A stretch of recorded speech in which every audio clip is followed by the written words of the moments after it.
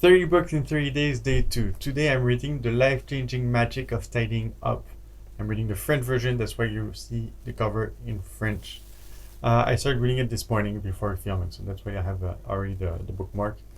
This book is about organizing. This book is about 200 pages long, so I expect it to take me about twice the time as the previous one, so around 4 to 5 hours to read it. And without further ado, let's get reading, and I'll see you afterwards.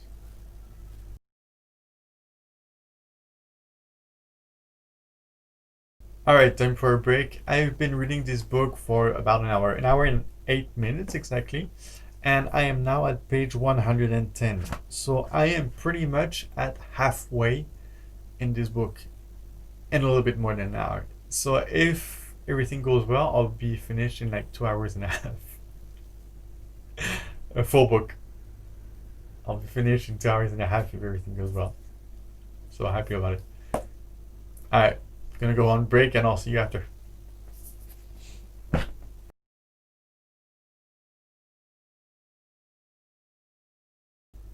I am about to tell you something insane. I finished the book in less than 3 hours.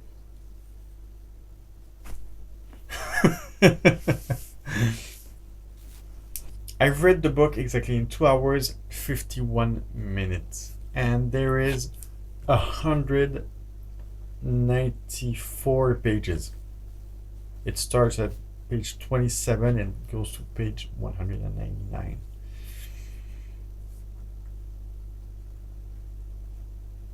I never thought this would be possible.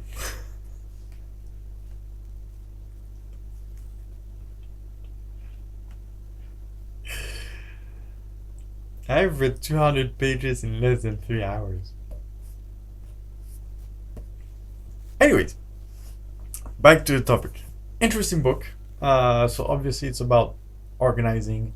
It's the experience of Marie Kondo with her several thousands of clients, organizing their houses, cleaning up, sorting out through everything, and giving them a structure on which to work on.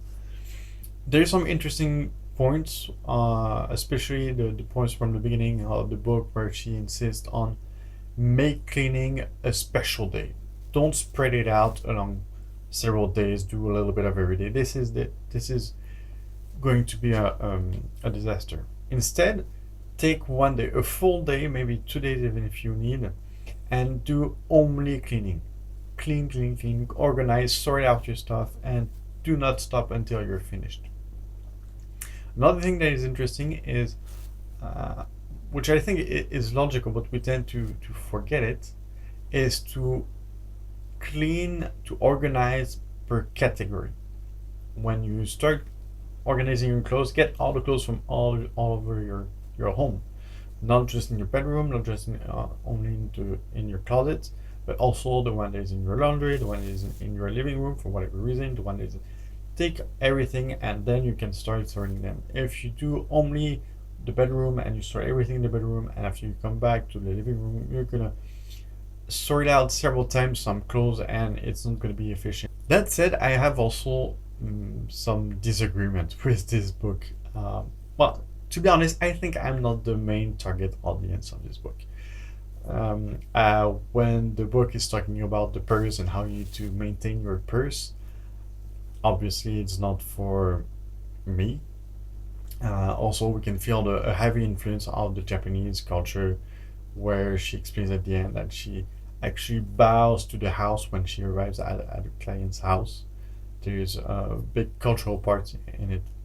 As I'm filming this, I am in my living room in my apartment, and there is my triathlon gear, my sports gear. This is my bike, and I have some spare wheel. I have my tools, and I have a 3D printer here, and I have my documents, and I have stuff everywhere.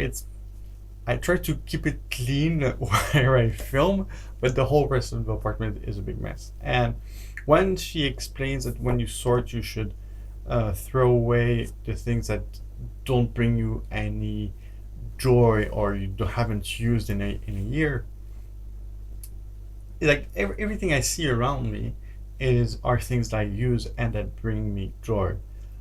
The problem is that I actually use a lot of stuff. I do triathlon, so I already do three sports right there. And after I make stuff, I fix my own my own apartment, I fix my own things. So I have tools to do this, and I enjoy doing it.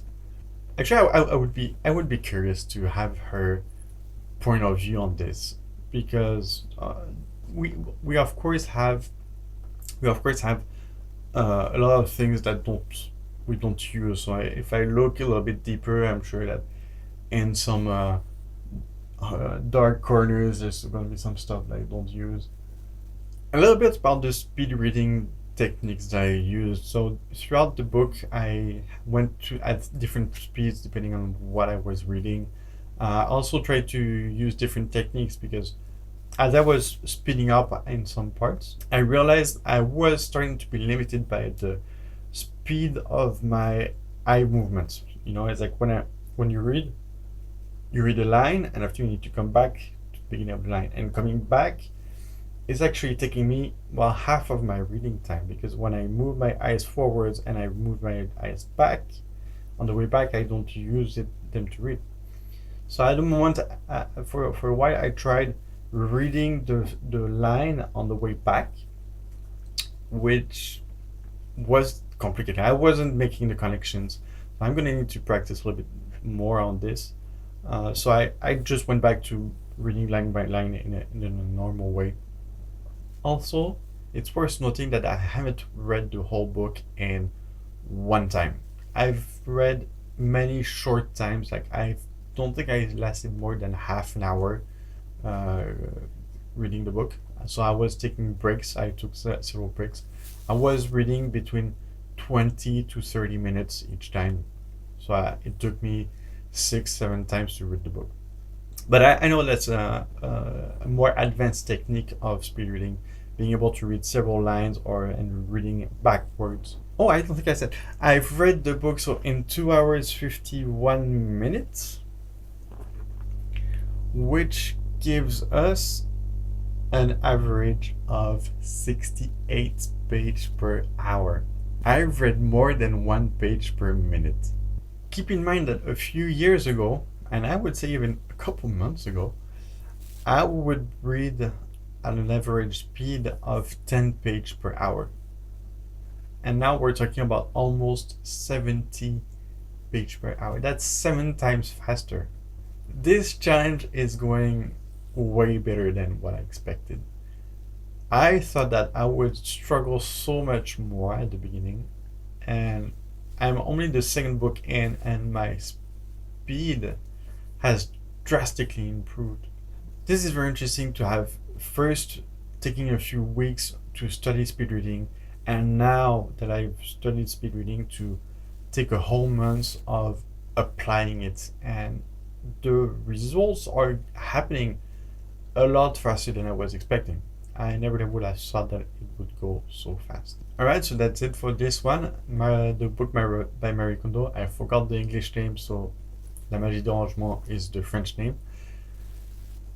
Interesting book. Hang out for the next book I'm going to read tomorrow, and I'll keep you updated.